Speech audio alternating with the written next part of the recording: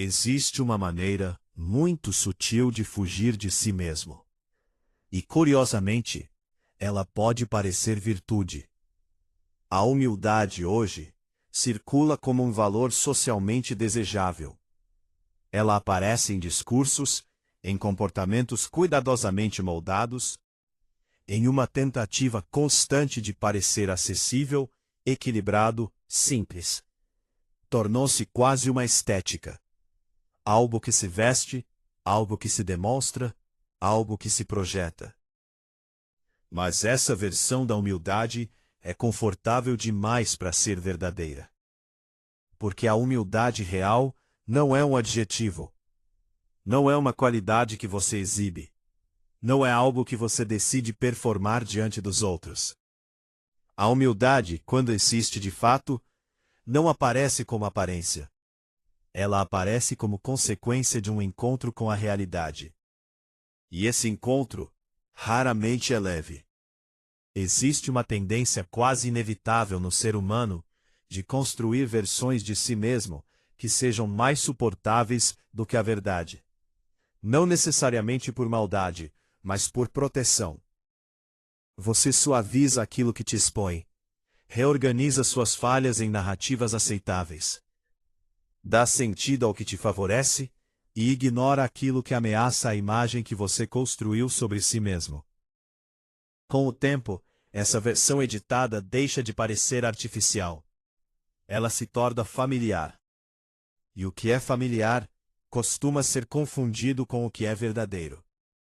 É nesse ponto que a humildade deixa de ser um conceito bonito e se torna uma exigência incômoda. Porque ser humilde, no sentido mais profundo, não é se diminuir. Também não é negar aquilo que você tem de bom. Isso seria apenas outra forma de distorção. A humildade não está no rebaixamento, mas no alinhamento. Alinhamento com o que você é e com o que você não é. Alinhamento com suas capacidades e com suas limitações. Alinhamento com aquilo que você domina e com aquilo que você ainda não compreende. Essa clareza parece simples em teoria, mas na prática, ela exige algo que a maioria das pessoas evita: honestidade radical consigo mesmo. E a honestidade radical não é confortável, porque ela desmonta a ilusão de controle que você construiu ao longo do tempo. Ela mostra que você não é tão coerente quanto gostaria, que suas motivações nem sempre são tão puras quanto parecem, que existe vaidade onde você imaginava virtude, que existe medo onde você acreditava existir força. E quando isso aparece, o impulso imediato é se defender, é reinterpretar, é justificar, é suavizar. Mas a humildade começa exatamente onde essa defesa termina. A palavra humildade carrega uma imagem poderosa em sua origem: humus, terra, chão. Estar próximo do chão não significa estar abaixo dos outros, mas estar em contato com aquilo que sustenta. O problema não é estar no chão. O problema é estar inflado, deslocado, suspenso acima da própria realidade. E o ser humano, quando se afasta dessa base, perde referência. Passa a viver mais na ideia que tem de si do que naquilo que realmente é. E isso cria uma tensão silenciosa, porque manter uma imagem exige esforço constante. É preciso sustentá-la, protegê-la, defendê-la. Qualquer situação que ameace essa construção gera desconforto. A humildade dissolve essa tensão, mas não sem antes atravessar esse desconforto. Existe uma armadilha particularmente sutil nesse processo: a vaidade que se disfarça de humildade. Ela não aparece como arrogância explícita. Ela não se apresenta como superioridade evidente. Ela é mais refinada. Ela aparece quando você começa a se ver como alguém humilde, e de alguma forma passa a valorizar isso como um atributo especial.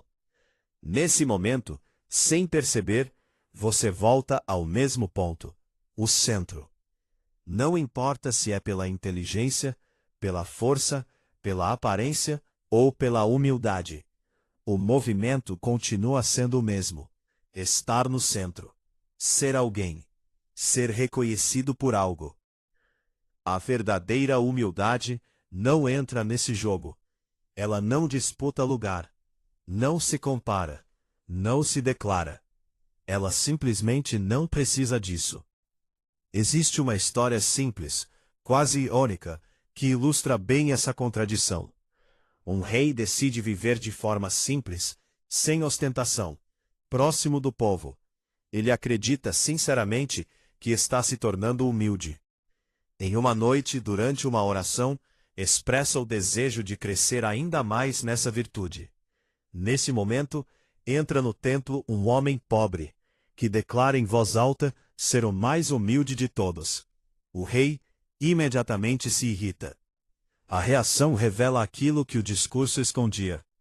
O rei não queria desaparecer diante da verdade. Ele queria ocupar o lugar de destaque dentro da virtude. Ele não buscava a humildade, mas reconhecimento através dela.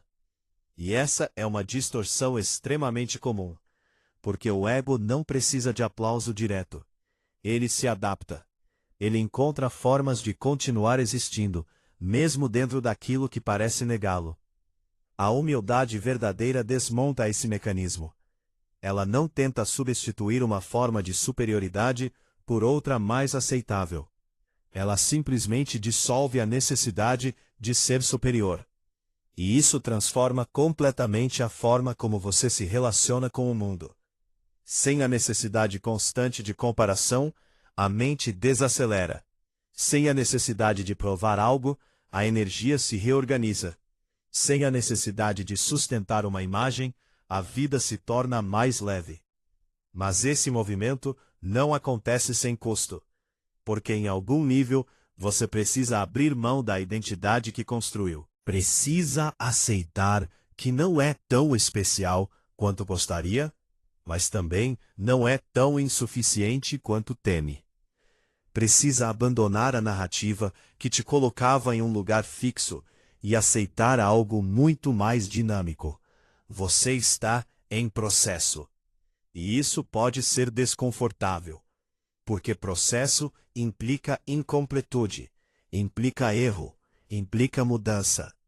Mas é exatamente aí que a humildade se conecta com algo maior, o aprendizado. Você só aprende de verdade quando reconhece que não sabe. E isso, embora pareça óbvio, é profundamente desafiador em uma cultura que valoriza respostas rápidas, opiniões fortes e certezas aparentes. Assumir que não sabe exige desapego. Desapego da imagem, desapego da necessidade de estar certo, desapego da segurança que a certeza oferece. Mas esse desapego abre espaço para algo que a certeza impede: a compreensão. A humildade, nesse sentido, não é apenas uma virtude moral. Ela é uma condição para perceber melhor a realidade. E perceber melhor a realidade muda tudo. Porque grande parte do sofrimento humano não vem apenas do que acontece, mas da forma como você interpreta o que acontece. E essa interpretação, muitas vezes, está distorcida por expectativas, por orgulho, por necessidade de controle. Quando você se aproxima da realidade com humildade, essas distorções começam a perder força. Você passa a ver com mais clareza, reage com mais equilíbrio, aprende com mais profundidade. E aos poucos, algo se reorganiza dentro de você. A vida deixa de ser um campo de afirmação do ego e passa a ser o espaço de experiência. E talvez esse seja o ponto mais importante. A humildade não é sobre como você é visto. É sobre como você se posiciona diante da existência. É reconhecer que você não é o centro de tudo, mas também não está desconectado de nada. Que você não controla tudo, mas participa de tudo. Que você não sabe tudo, mas pode aprender continuamente. Essa posição não te diminui, ela te alinha. E quando você está alinhado, a vida deixa de ser um esforço constante de afirmação e passa a ser um processo de descoberta. Talvez a humildade não seja algo que você conquista. Talvez seja algo que aparece quando você para de se enganar. E talvez isso já seja o suficiente.